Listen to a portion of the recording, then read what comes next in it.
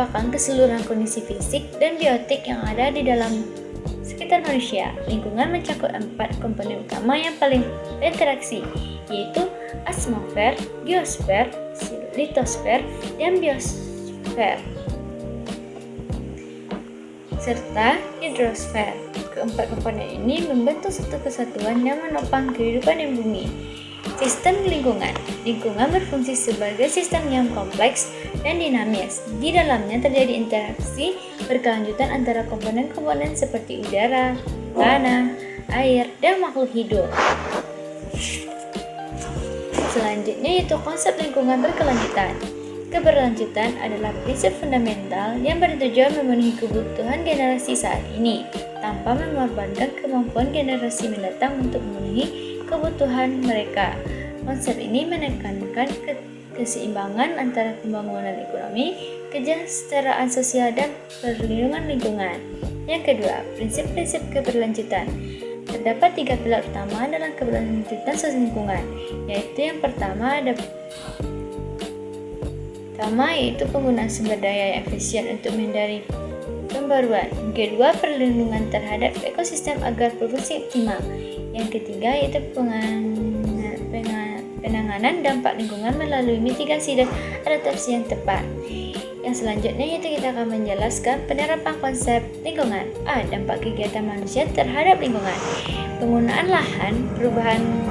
lahan seperti urbanisasi dan deforestasi telah mengubah wilayah ekosistem secara signifikan. Urbanisasi mengkonversi lahan pertanian dan hutan menjadi permukiman dan infrastruktur. Sementara deforestasi itu menghilangkan habitat alami dan mengurangi kemampuan bumi menyerap karbon dioksida. Yang kedua, kita akan membahas populasi. Terdapat 3 jenis populasi utama yang mengancam lingkungan. Polusi udara disebabkan oleh emisi kendaraan dan industri, mencemari atmosfer dan memicu masalah pernapasan. Polusi air terjadi akibat pembuangan limbah industri dan domestik yang mencemari sungai dan laut. Polusi tanah diakibatkan oleh penggunaan pestisida berlebihan dan pembuangan sampah sembarangan, merusak kesuburan tanah dan mengancam rantai makanan. Yang ketiga kita membahas tentang perubahan iklim.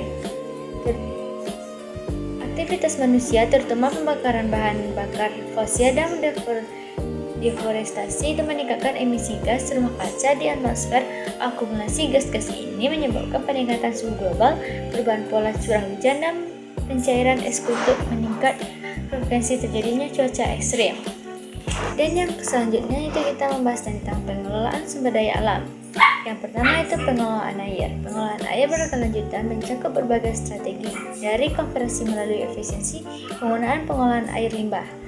Yang kedua itu pengelolaan tanah, itu seperti rotasi tanaman, penggunaan pupuk organik, dan pertanian. Yang terakhir pengelolaan tanah, yaitu konservasi hutan dilakukan melalui penetapan kawasan lindung dan pengelolaan hutan lestari. Dan yang selanjutnya kita akan membahas tentang penerapan prinsip-prinsip geografi dalam pengelolaan lingkungan. Yang ada 3, analisis spasial menggunakan alat analisis SIG, yang kedua perencanaan lingkungan, dan yang terakhir pemodelan lingkungan. Dan yang terakhir kita akan membahas tentang D, pelestarian konservasi, yaitu konservasi biodiversitas, itu upaya melindungi spesies terancam punah. Yang kedua zona perlindungan, itu kawasan taman nasional, cagar alam, dan suaka marga satwa. Dan yang terakhir restorasi ekosistem, itu bertujuan memulihkan ekosistem yang telah rusak atau terdegradasi ke kondisi semula atau mendekatinya. Mungkin hanya itu yang saya dapat jelaskan di pertemuan ini. Sampai jumpa di pertemuan selanjutnya. Dadah.